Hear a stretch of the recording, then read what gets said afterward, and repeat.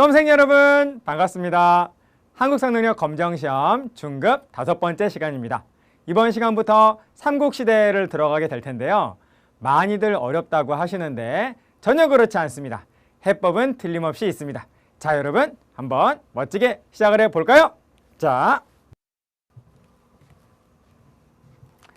네, 여러분 한국사를 처음에 시작을 할 때 굉장히 의욕적으로 시작을 하거든요. 그래서 구석기, 신석기 뭐 거의 전문가 수준으로 잘 알게 됩니다. 그리고 그 다음에 청동기, 철기 시작해가지고 고조선이 처음에 등장하고, 그리고 부족 연맹체 국가, 연맹왕국 나올 때까지도 굉장히 의욕적으로 자신감을 가지고 하게 되는데, 한국사를 시작을 한 많은 수험생들이 어디에서 처음으로 벽에 부딪히게 되냐면 바로 삼국시대. 삼국시대에서 좀 힘들다라는 느낌이 들고 벽에 부딪히면서 한국사에 대한 의욕을 잃어버리면서 조금씩 이제 용두삼이 그러면서 이제 결국 한국사에 대한 공부가 조금씩 멀어지면서 어느 시점에 딱 보면 내가 한국사 공부 언제 했더라가 된다라는 겁니다. 포기가 돼 있는 거죠. 네. 그래서 한국사 공부 시작하는 분들이 가장 많이 이제 방향을 잃어버리는 이 부분이 바로 삼국시대인데요. 그 이유는 갑자기 외울 거, 갑자기 복잡하고 어려운 내용들이 많이 나타나기 때문이다라는 겁니다. 아니, 웬 왕들이 이렇게 많이 나오는 겁니까? 갑자기 이러시면 곤란하잖아요. 자, 그런데 우리의 한국사 어쩔 수가 없죠. 삼국시대는 제가 여러분께 설명을 드리는 대로, 제가 제시하는 방식대로 정리를 하신다면은 결코 시행착오 없이 바로 아주 가뿐하게 삼국시대 넘길 수 있을 겁니다. 무조건 제가 시키는 대로만 하세요. 자, 삼국시대 개괄을 할 텐데요. 자, 우선 이 삼국시대는 어떠한 출제의 포인트를 가지는지 그거부터 좀 설명을 드리겠습니다. 자, 이 삼국시대는 특히 정치는 한마디로 뭐니 해도 세기입니다. 세기. 1세기, 2세기 이런 식으로 100년씩 끊어가지고 세기를 구별하는 문제가 가장 일반적이고 가장 보편화된 출제의 포인트다라는 거예요. 그래서 어떤 하나의 세기를 딱 놓고 이 세기가 이 세기에 해당하는 내용이 아닌 것은 뭐 이런 식으로 하는 그런 문제를 구성한 경우가 많습니다. 그래서 삼국시대는 뭐니 해도 세기다. 세기를 구별하는 것이 삼국시대의 정치의 처음이다, 끝이다 라고 해도 결코 과언이 아니다 라는 겁니다. 여러분, 출제의 포인트가 이러하므로 우리 역시 여기에 맞춰가지고 공부를 해줘야 된다라는 거죠. 여기에 맞춰서 세기별로 공부를 해주면 어렵다고 하는 삼국시대에 틀림없이 잘 넘어갈 수가 있다라는 겁니다. 아주 훌륭한 대비가 될 거예요. 자, 그래서 이 세기를 구별하는 것은 이런 식으로 공부를 해주시기를 당부를 드리겠습니다. 자, 제일 먼저 각각의 세기별로 세기별로 나누어 가지고요. 삼국의 관계, 세기별 삼국의 관계를 일단 먼저 정리해 주세요. 다른 거 외울 거, 뭐 중요해 보이는 거 아무리 눈에 띄어도 이거 공부하실 때는요, 일단 과감함이 필요합니다. 아무리 외울 것들이 정말 중요해 보이는 것들이 막 손을 들고 나 외워주세요. 그래도 일단 그것들은 일단 보류하시고 일단 이것만 잡으세요. 그래서 뭐 4세기에는 뭐 어느 나라가 전성기고, 그리고 어떤 나라가 그 전성기인 나라로 인해서 시련을 겪었는가. 5세기는 또 어느 나라가 전성기고 또 어느 나라가 시련을 겪었는가. 각각의 세기별로 어떤 나라가 어땠고 또 그 나라로 인해서 또 누가 또 시련을 겪었는가. 이런 것들을 정리하시는 것이 바로 세기별 삼국의 관계가 되겠다라는 겁니다. 여러분 이해되시죠? 일단 이것이 잘 정리되기 전까지는 그 다음 단계로 넘어가시면 안 돼요. 그래서 요거를 잘 정리해서 나 이제 어느 정도 각각의 세기별로 삼국의 관계는 충분히 안다 라고 하는 그런 확신이 서시면 그 다음 단계로 넘어가시는 겁니다. 자, 그래서 그 다음 단계로 넘어가게 되면 뭘 하게 되느냐. 이 세기별 삼국의 관계를 이해한 상태에서 역시 각각의 세기별로 고구려 백제 신라의 주요 군주들, 각각의 세기별로 주요 군주들을 정리를 해 주시는 겁니다. 그제서야. 네. 그래서 각각의 세기에 이 나라에 주요한 주목할 만한 군주는 누가 있는가? 요거를 여러분 하나씩 각각의 군주와의 관계를 이해하시면서 정리를 하시는 겁니다.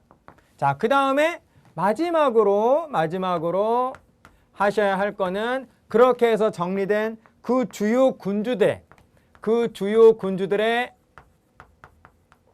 활동, 일종의 업적이라고 볼 수 있겠죠. 네, 활동.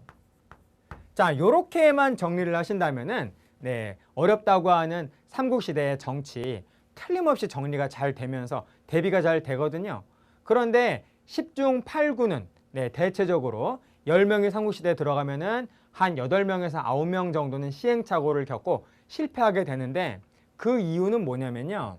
반드시 여러분 이렇게 단계를 나눠서 공부를 해야 함에도 불구하고 그래도 어려운데 이거를 여러분 첫 페이지부터 그냥 통째로 한꺼번에 몰아서 하려고 하기 때문에 이게 네, 정리가 안 되고 괴롭다라는 겁니다. 여러분 이해되시죠?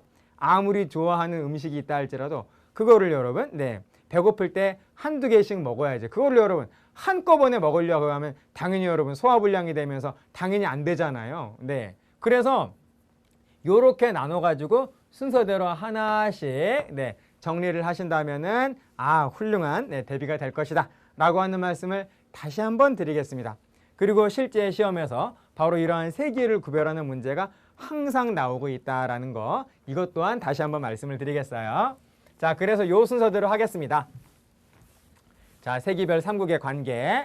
그래서 세기, 네, 100년 단위로 이렇게 끊어가지고 네, 하나씩 정리를 한번 해본다라고 한다면요. 일단 삼국시대 출발은 바로 고구려 백제 신라의 건국부터 시작이 되는 것이죠. 네, 고구려 백제 신라는 네, 연도는 다 각각 다르지만 모두 다 기원전 1세기에 건국이 되었다라고 하는 공통점을 가집니다. 그래서 삼국시대의 출발은 기원전 1세기가 된다라는 거예요. 그리고 나서 네, 서기 1세기가 되죠. 그래서 서기 1세기부터 2, 3, 4, 5, 6, 7세기까지 갑니다. 그래서 삼국의 통일은 신라에 의한 삼국의 통일은 바로 네, 7세기에 네, 이루어지게 된다라는 거예요. 그래서 말씀드린 대로 기원전 1세기부터 시작해서 서기 1, 2, 3, 4, 5, 6, 7이니까 세기는 여러분 크게 몇 세기가 되는 거죠? 8개의 세기, 네, 8개의 세기인 8세기간이 바로 우리 한국사회에서 삼국시대다라고 말을 할 수가 있다라는 겁니다. 각각 한 칸씩 넘어가셔야 돼요. 그렇지 않으면 성공하지 못합니다. 아셨죠, 여러분? 자, 세기별로 하나씩 한번 보도록 하겠습니다. 자, 그래서 제가 한번 8칸을 한번 네, 제가 이렇게 칸을 한번 쳐보겠어요. 8칸을. 네. 자, 4칸 됐고 5, 6, 7, 자, 8. 자, 이렇게 해서 여러분도 한번 저를 따라서 한번 그려보시면 네, 크게 도움이 되실 겁니다. 자, 우선 자, 여기가 기원전 1세기라고 했죠. 네, 기원전 1세기. 고구려 백제 신라가 모두 기원전 1세기에 건국이 되었습니다. 연도는 여러분 굳이 네, 아실 필요가 없겠어요. 암기하실 필요가 없습니다. 연도가 저절로 기억이 나면은 참 좋은 거고요. 네, 바로 해결이 되겠지만은 굳이 이러한 네, 연도까지 외우실 필요는 없다라는 거예요. 그래서 고구려는 참고만 해주십시오. 기원전 37년, 그리고 백제는 기원전 18년, 그리고 신라는 기원전 57년에 건국이 되었으나 그것은 전혀 필요가 없고 기원전 1세기는 삼국의 모두 건국의 세기다. 이렇게만 정리하시면 오케이가 된다라는 겁니다. 자, 그 다음에 네, 맨 마지막에 끝부분 네, 서기 7세기. 네, 서기 7세기는 바로 다름 아닌 통일이 이루어진 세기죠. 네, 그래서 서기 7세기는 바로 통일의 세기다 라고 해서 네, 이 부분은 네, 신라의 삼국 통일을 중심으로 해서 정리해 주시면 효과적이다 라는 겁니다. 네, 그래서 기원전 맨 앞에 있는 한 칸인 기원전 1세기의 건국의 세기와 바로 네, 지금 우리가 보고 있는 서기 7세기의 통일의 세기, 맨 앞에 하나하고 맨 끝에 하나는 약간 예외적이라고 볼 수 있겠고요. 우리가 삼국시대에 그러면 딱 떠오르는 그 시기는 바로 서기 1세기부터 서기 6세기까지의 이 600년간이 이제 우리가 말하는 삼국시대다라고 말을 할 수가 있다라는 겁니다. 여러분 이해되시죠? 네. 자, 그래서 서기 1세기부터 서기 1세기부터 2세기, 3세기, 4세기, 5세기, 그리고 6세기 이런 식으로 가게 되는데요. 자, 일단 여러분 이렇게 1, 2, 3, 4, 5, 6세기 6개의 세기 동안에도 또 2등분을 할 수가 있습니다. 앞에 300년과 뒤에 300년으로 또 나누어 볼 수가 있다라는 거예요. 그래서 자, 여기 앞에 1, 2, 3세기 이렇게 300년간은 우리가 뭐라고 할 수 있냐면 고구려 백제 신라가 각각 건국을 해가지고 바로 이 300년 동안 계속 성장을 해 나갔다라는 거예요. 그래서 이 앞에 1, 2, 3세기는 우리가 성장기라고 표현을 해줄 수가 있습니다. 자, 그리고 나서 4, 5, 6세기 이때가 되게 되면 이미 충분히 성장한 고구려 백제 신라의 세 나라가 더 성장하기 위해서는 다른 나라를 침범을 해야만 이제 성장이 된다라는 거예요. 그래서 아주 치열하게 영토를 빼앗고 뺏기지 않으려고 계속 싸우는 항쟁을 하는 그러한 시기가 이 300년 동안 이어진다라는 겁니다.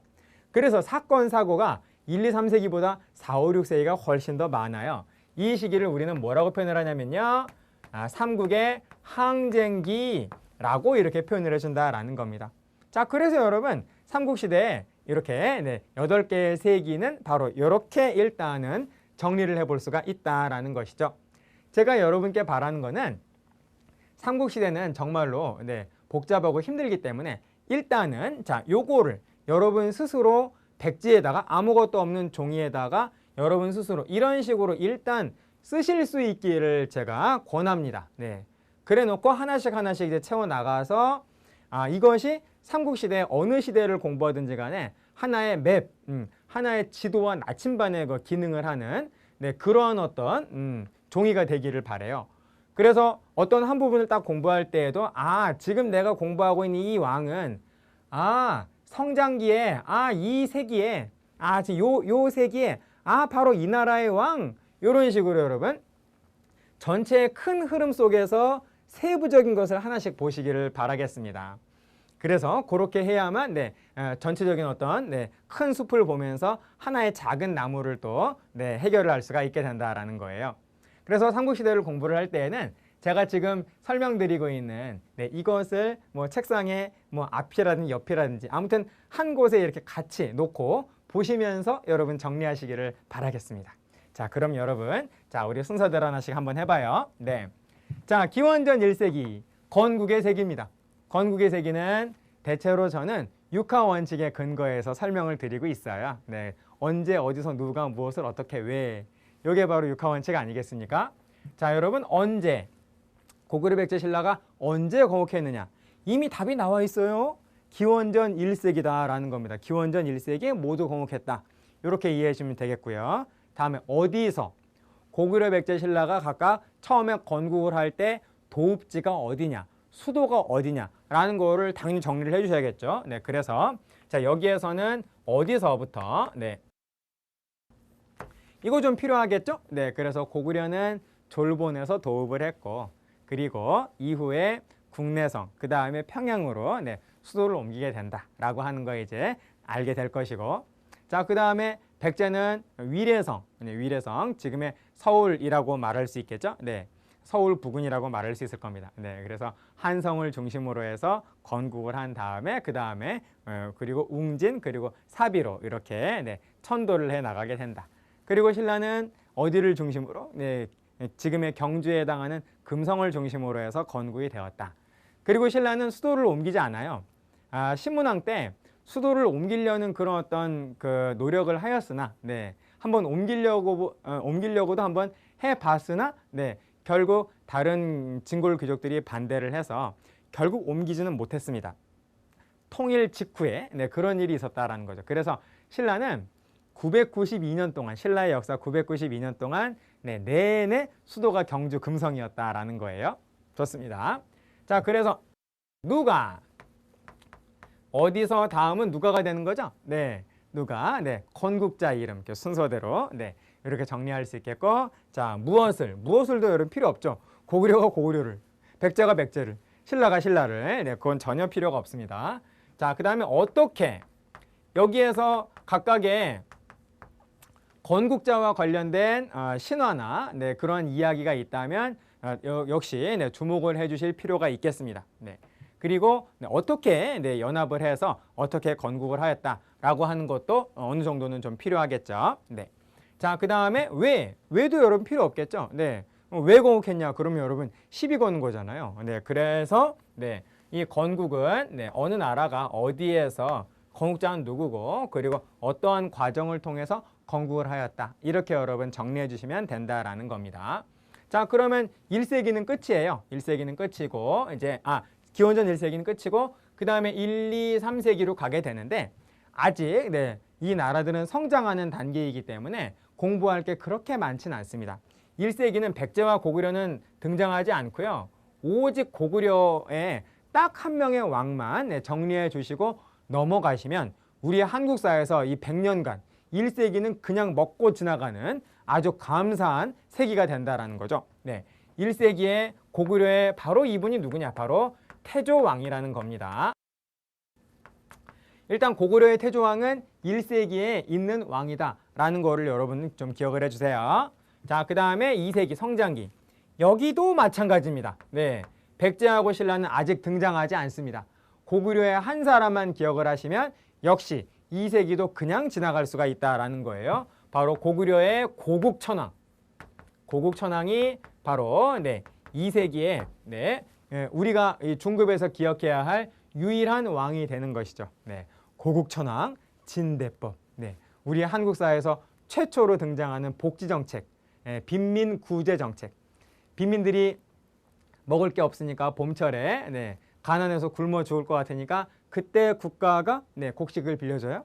그리고 가을에 추수 끝나면 빌려줬던 곡식을 국가가 다시 돌려받는 춘대 추납의 네, 이러한 빈민구휼 정책, 구제 정책인 진대법이 바로 처음으로 바로 고국천왕 때 고구려 우리 한국사에서 처음으로 등장하게 되는데 그게 바로 고구려의 고국천왕 때가 된다라는 겁니다.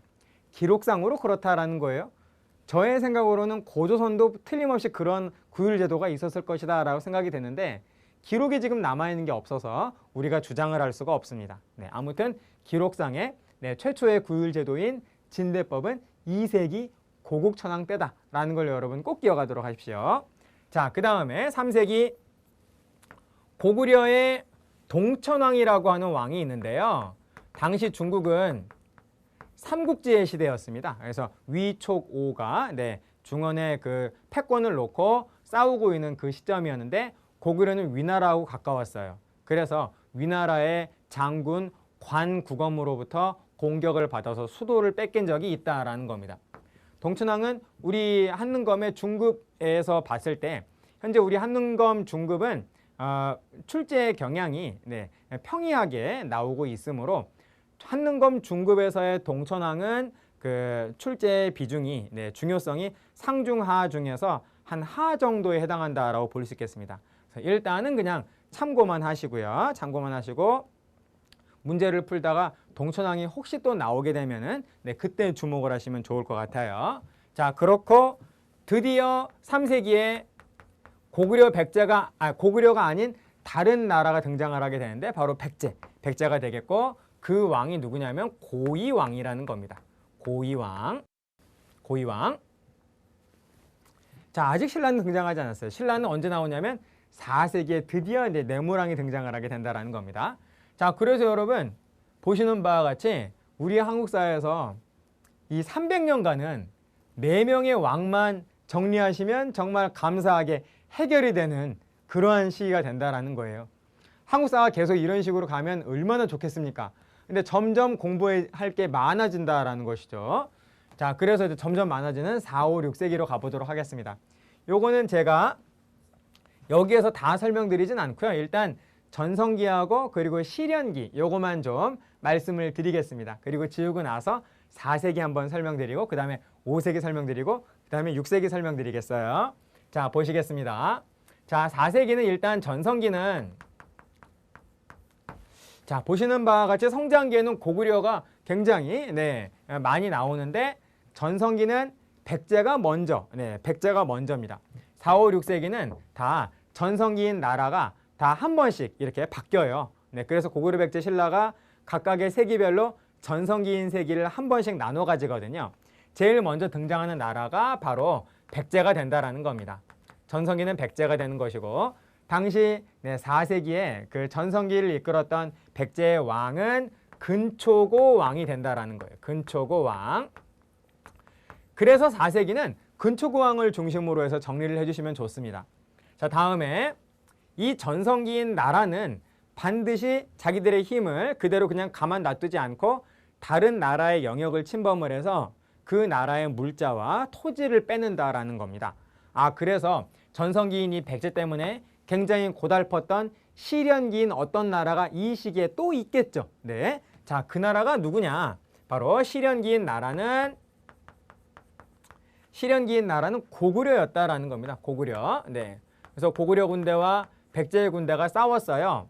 백제의 군대가 고구려 땅으로 침범을 했습니다. 네. 그래서 평양성까지 쳐들어가서 평양성 전투에서 바로 고구려 군대와 백제의 군대가 싸우게 되는데 이때 이 평양성 전투에서 고구려의 왕인 고국원왕이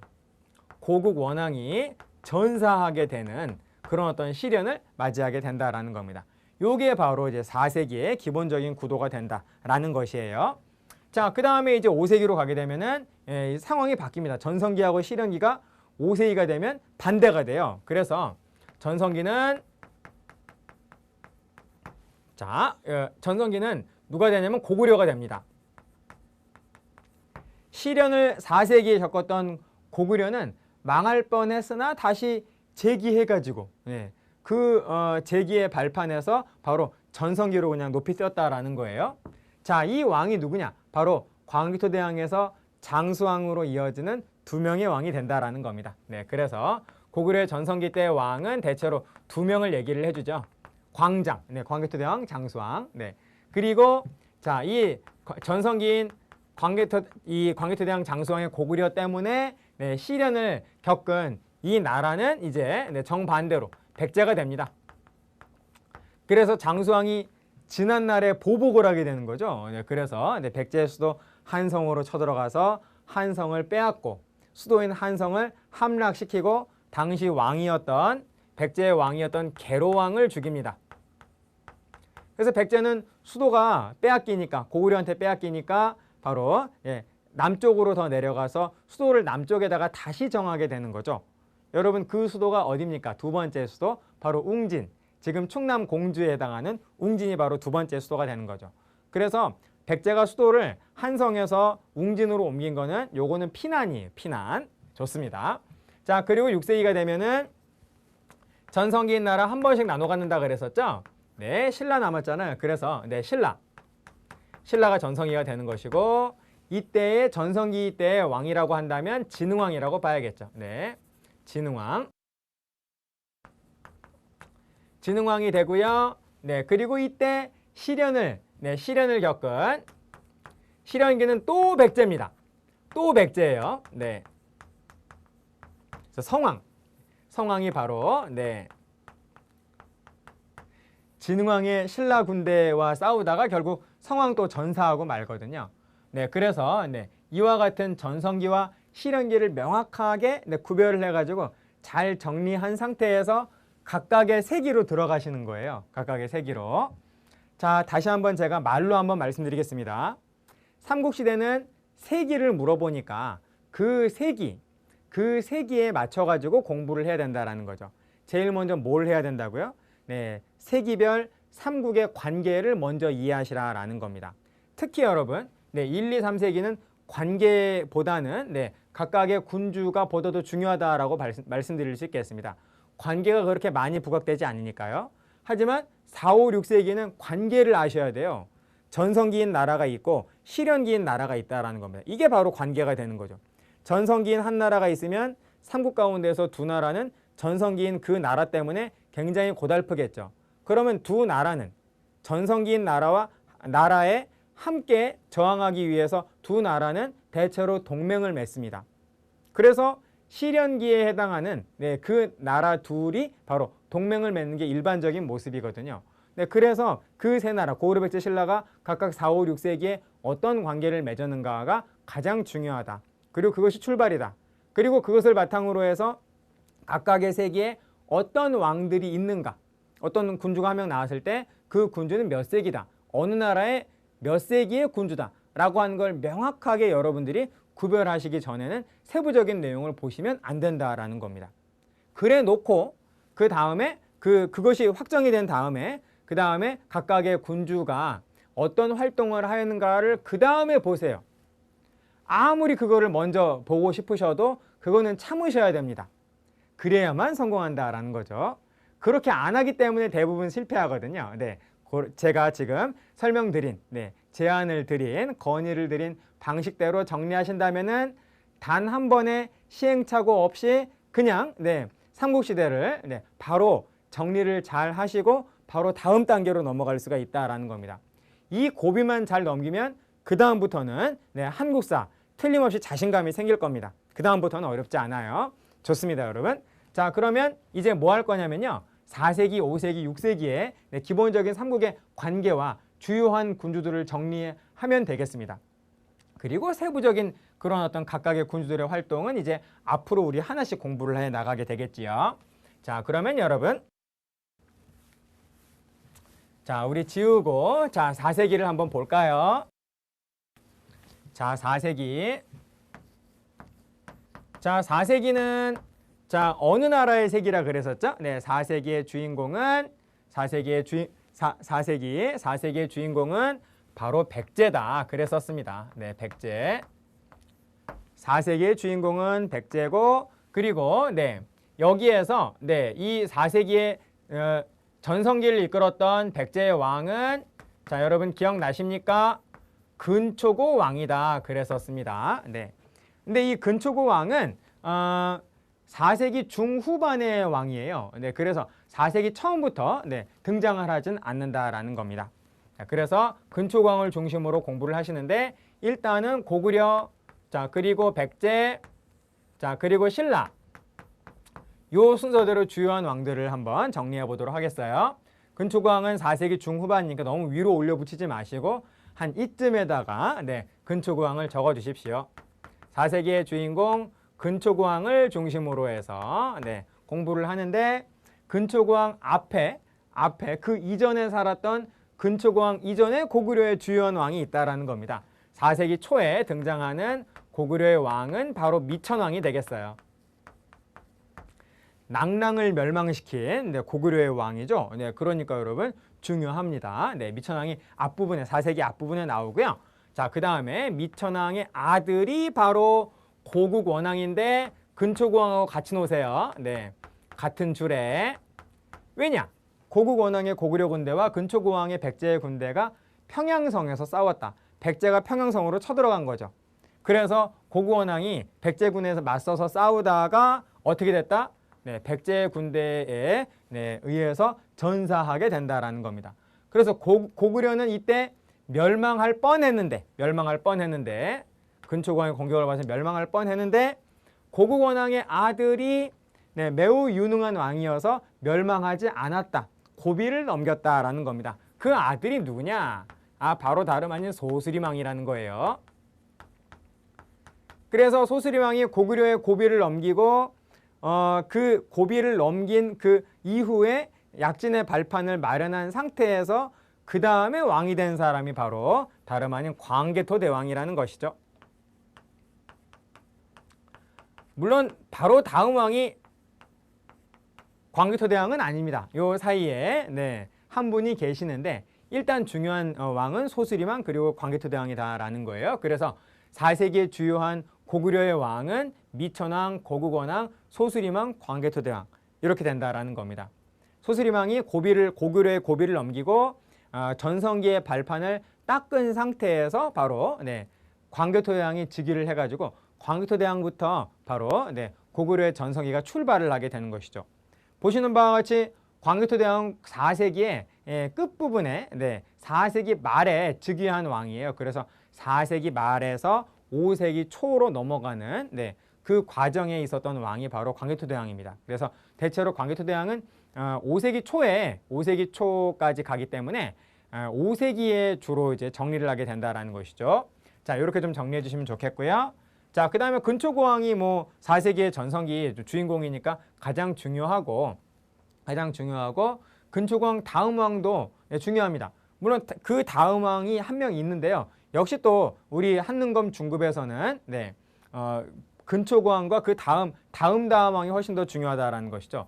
그래서 이분을 일단 빼고 그 다음 근초고왕의 손자, 아들로 가게 된 손자, 침류왕. 이렇게 정리해 주시면 4세기의 백제는 그냥 끝이라고 볼 수 있겠습니다. 침류왕은 오직 하나의 사실 하나로 우리 한국사에 영원히 남을 뿐이죠. 백제가 처음으로 불교를 공인을 한 왕이 바로 불교공인이 바로 침류왕 아니겠어요? 물론 불교공인은 소수림왕이 고구려가 더 빨랐습니다. 그래서 소수림왕이 불교공인 먼저 하고 그 다음에 백제는 약간 이후에 불교공인을 하게 되는데 그 백제의 불교를 공인을 한 왕이 바로 침류왕이 된다라는 거예요. 그리고 지금까지 내내 침묵을 지키면서 나오지 않고 있던 신라왕이 드디어 이때 등장을 합니다. 특히 이제 4세기 후반부에 내물왕이 이렇게 등장을 해서 이제 4세기에서 또 빼놓을 수 없는 그런 어떤 활동을 하게 된다라는 것이죠. 특히 이 내물왕 제위할 때 외가 쳐들어와요. 지금의 일본에 해당하는 외의 군대가 쳐들어왔을 때 당시 신라는 자신의 힘으로서는 외의 군대를 막아낼 수 없으니까 고구려의 광개토대왕한테 구원 요청을 합니다. 그래서 광개토대왕이 군대를 보내서 이 외의 군대와 외와 연합을 했었던 금관가야, 이 가야 세력을 몰아내거든요. 가야 세력을 축출하는 그 과정에서 그래서 그 다음에 바로 이 신라는 광개토대왕이 고구려가 이 신라의 위기를 구원을 해줬기 때문에 그 다음부터 고구려로부터 아주 강력한 내정 간섭을 받게 된다라는 겁니다. 그러한 내용들을 이제 4세기로 본격적으로 들어가게 되면 각각의 내용들을 공부를 하게 될 텐데 일단 4세기의 구도는 요거예요. 요거를 명확하게 잘 정리하신 상태에서 4세기로 들어가야만 우리는 성공을 할 수가 있다라는 겁니다. 여러분 이해되셨죠? 자, 그러면 이번에는 5세기로 한번 가보겠습니다. 자, 요거는 5세기. 5세기는 어느 나라가 전성기냐면 고구려가 전성기를 가지게 된다라는 겁니다. 자, 5세기는 고구려의 시대다. 그리고 우리 아까 봤듯이 이 전성기를 이끌었던 고구려의 왕은 2명이다. 광개토대왕과 그리고 장수왕. 아들인 장수왕으로 이어지는 이 시기가 바로 5세기가 되겠다라는 거예요. 그래서 광개토대왕은 우리가 아까 공부했다시피 4세기 말에서 5세기 초로 넘어갈 때의 왕이거든요. 그래서 바로 당장 등장하는 거죠. 광개토대왕은 바로 등장하고요. 그리고 광개토대왕의 업적은 잠시 후에 조금 있다가 공부를 해야 된다라는 거. 일단 관계와 군주들을 먼저 공부를 하셔야 된다라는 겁니다. 자, 그 다음에 바로 장수왕이 등장을 하시게 되는데요. 광개토대왕 그러면은 영토를 많이 넓힌 왕이지 않습니까? 정말 우리의 만주와 요동 모든 지역을 다 차지했었던 왕. 그리고 장수왕은 아빠인 광개토대왕이 북쪽으로 동서남북으로 굉장히 많이 영토를 넓히고 그리고 장수왕은 특히 남쪽으로 보다 더 영토를 넓히려는 그런 어떤 정책을 취하잖아요. 남쪽으로 진출하는 정책. 이게 바로 장수왕의 정책 아니겠어요? 남진 정책을 추구합니다. 남진 정책을 보다 더 효과적으로 추진하기 위해서 장수왕은 아예 수도를 국내성에서 남쪽에 있는 평양으로 수도를 옮기죠. 평양천도한 왕이 바로 장수왕이라는 거예요. 그래서 장수왕이 남진 정책을 취하면서 파란색으로 써볼까요? 남진 정책을 취하면서 보다 더 남쪽에 영토를 차지하기 위해서 수도까지 아예 평양으로 천도를 해버립니다. 평양천도. 굳이 연도까지는 여러분 기억이 안 나셔도 되겠지만은 아무튼 장수왕이다라는 거는 반드시 아셔야 돼요. 427년이라는 겁니다. 자, 이렇게 강력한 낭진 정책을 취하니까 남쪽에 있는 두 나라가 매우 몹시 긴장을 하겠죠. 그 두 나라가 어느 나라죠? 백제하고 신라다라는 겁니다. 그래서 이 둘은 고구려의 남진 정책을 효과적으로 막아내기 위해서 둘이 동맹을 맺어요. 아, 그거를 뭐라고 하죠, 여러분? 신라의 라와, 백제의 제 합쳐가지고 라제 동맹, 두음 법칙으로 나제 동맹이 체결된다라는 겁니다. 그래서 나제 동맹이 바로 평양천도 6년 후에 체결이 되게 되는데, 그때 백제의 왕은 비유왕이고요. 비유왕. 그리고 이때 신라의 왕은 눌지왕이 되겠습니다. 눌지왕. 네. 그래서 비유왕과 눌지왕이 평양천도 6년 후인 433년에 나제 동맹을 전격 체결한다라는 거죠. 하지만 이들의 이와 같은 노력에도 불구하고 장수왕의 남진 정책을 결국 막아내지는 못합니다. 그래서 장수왕은 그로부터 약 50년 후에, 50년 후, 장수왕은 참 오래 살았죠. 네, 50년 후에 475년에 백제 땅으로 쳐들어가잖아요. 그래서 연도는 475년인데요. 네. 장수왕은 오래 살아서 50년 후에도 여전히 왕이지만은 정상적이라면 당연히 여러분 왕이 바뀌어야 되잖아요. 그래서 당시 장수왕이 백제로 쳐들어갈 당시의 왕은, 백제의 왕은 비유왕의 아들인 계로왕이었습니다. 그래서 계로왕이 막으려다가 결국 잡혀서 죽죠. 네. 그리고 계로왕의 아들인 문주 왕자는 당시 나제동맹 관계였기 때문에 신라의 구원병을 요청하러 가서 구원병을 데리고 백제로 얼른 헐레벌떡 돌아오는 길에 이미 소식을 들은 거예요. 아버지 죽고 그리고 수도도 뺏겼다라고 하는 소식을 듣게 되는 겁니다. 그래서 울면서 더 이상 위로 올라가지 못하고 지금 충남 공주인 웅진으로 직행해가지고 바로 거기에서 두 번째 수도를 마련하게 된다라는 겁니다. 자, 그래서 계로왕 다음에 문주왕은 웅진으로 천도한 왕이다. 웅진 시대의 최초의 왕이 된다라는 거죠. 하지만 이거는 좋아서 한 게 아니라 피난이었다라는 겁니다. 자, 그 다음에 어떤 왕을 또 우리가 알아야 되냐면 동성왕을 기억을 해주셔야 되겠습니다. 동성왕. 역시 웅진 시대의 왕인데요. 나주 동맹을 보다 더 강화하기 위해서 당시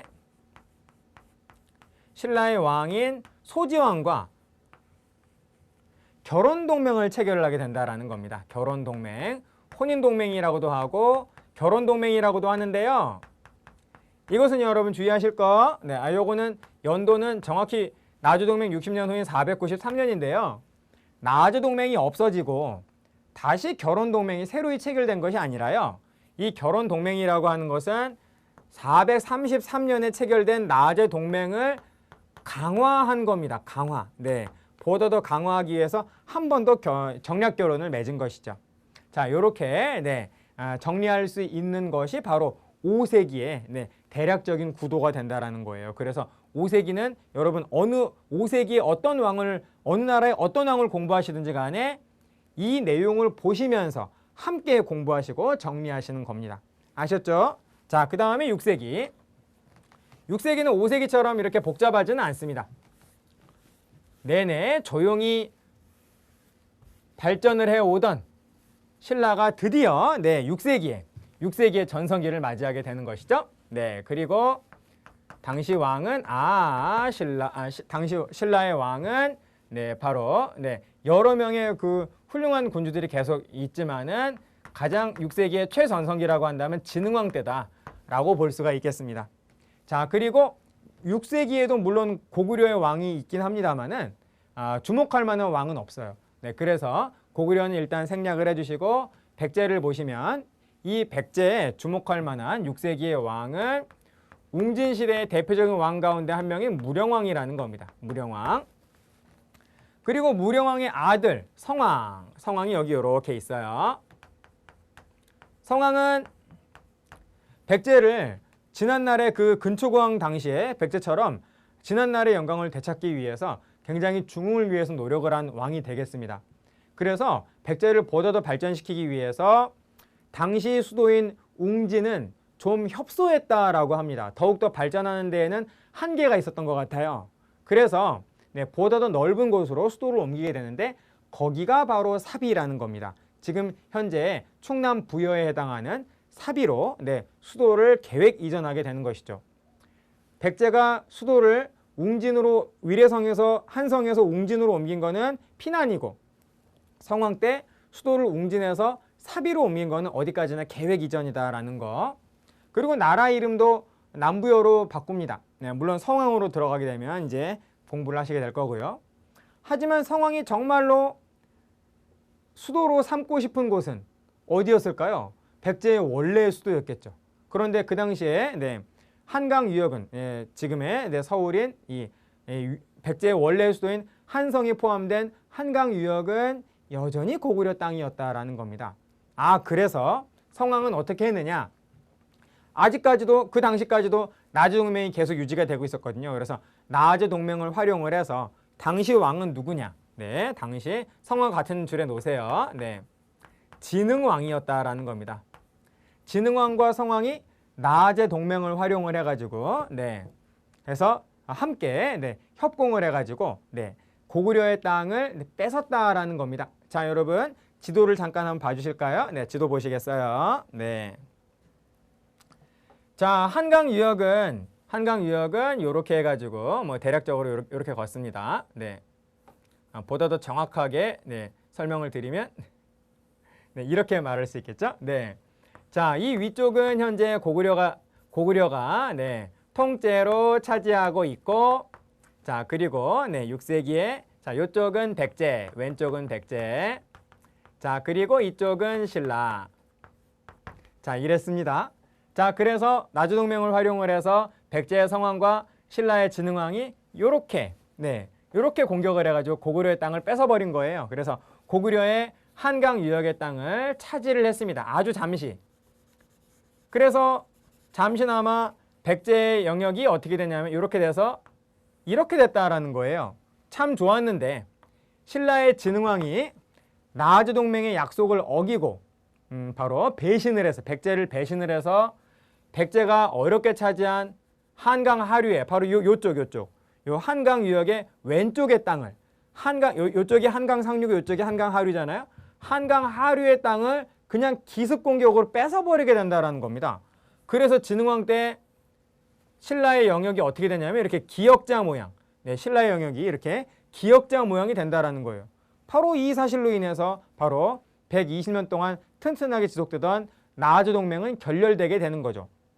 아까 나주 동맹은 백제의 비유왕과 신라의 놀지왕 사이에서 433년에 결성이 됐잖아요. 그리고 120년 후에 바로 이 사실로 인해서 결렬이 됩니다. 120을 더하면 553년이거든요. 그래서 이 553년 진흥왕의 배신으로 나주 동맹은 결렬되고 말고 배신감에 전율하는 이 성왕을 중심으로 한 백제는 바로 1년 동안 전쟁 준비를 해가지고 나주 동맹이 이때 결렬이 되죠.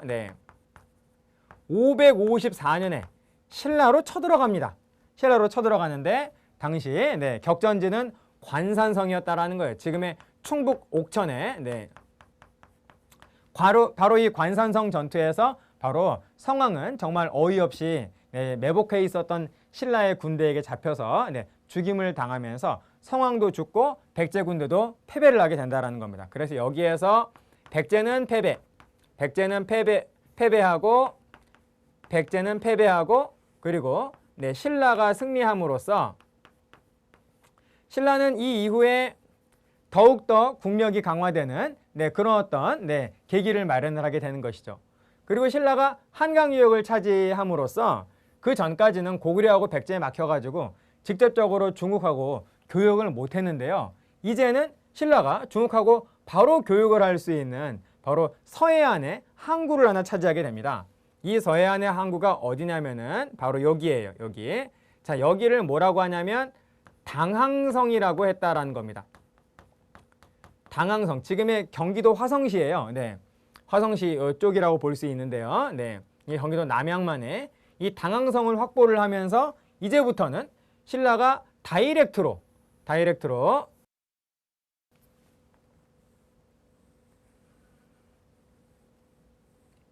자, 여기 요동반도 제가 그렸고 산동반도가 여기 이런 식으로 있잖아요. 네, 산동반도가. 네. 그래서 신라가 바로 이 당항성을 통해서 다이렉트로 중국하고 바로 교류할 수 있게 되었다라는 겁니다. 그래서 신라는 이 이후에 더더욱 발전을 하게 되는 것이죠. 여러분 이해되시죠? 네. 바로 이때 신라의 왕이 누구다? 진흥왕이라는 겁니다. 자, 진흥왕. 자, 슬라이드를 다시 한번 보세요. 자, 그래서 바로 이와 같은 설명으로 인해서 바로 성왕은 전사하게 된다. 그래서 진흥왕 때가 바로 6세기 신라의 최전성기다 라고 말씀을 드릴 수가 있다라는 겁니다. 네. 진흥왕 앞에 누가 있느냐? 지증왕이 있고 지증왕 다음에 버풍왕이 있어요. 버풍왕이 이렇게 있고 자, 그 다음이 진흥왕이라는 겁니다. 그래서 신라의 6세기의 전성기는 대체로 진흥왕 때로 이렇게 꼽는다라는 것이죠. 그래서 6세기는 또 이와 같은 이와 같은 구도를 여러분께서 이해를 하면서 하나씩 왕으로 들어가서 그 왕의 업적을 정리해 주시기를 당부를 드리겠습니다. 어떠십니까, 여러분?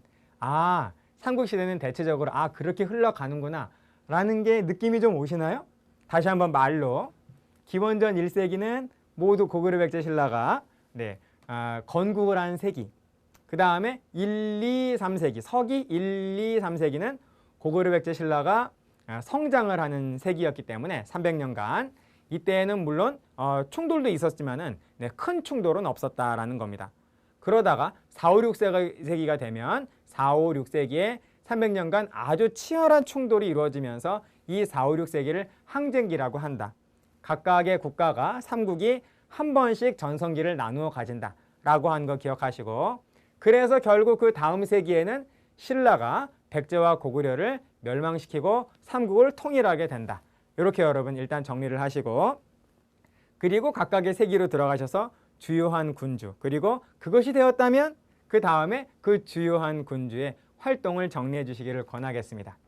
제가 이번 강의에서 도대체 몇 번 이 말씀을 드렸는지 몰라요. 하지만 이게 그만큼 중요하기 때문에 계속 반복적으로 말씀을 드리는 겁니다. 언제나 이 말은 그냥 들으시는 척하면서 여러분은 이제 정말로 공부를 복습을 본격적으로 하게 되면 그냥 첫 페이지를 보고 그냥 막 씨름을 하시더라고요.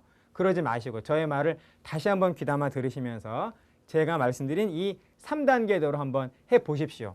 그러면 틀림없이 시간적으로 시간을 절약하는, 그리고 시행착오 없이 성공하는 그러한 방법이다라는 거를 결국 깨닫게 되실 겁니다. 자, 여러분 이해되셨죠? 꼭 그렇게 해주십시오. 자, 그러면 이것을 바탕으로 해서 다음 강의부터는 각각의 주요한 내용들을 세부적으로 들어가 보도록 하겠습니다. 여기까지 하겠습니다. 수고하셨습니다. 마치겠습니다.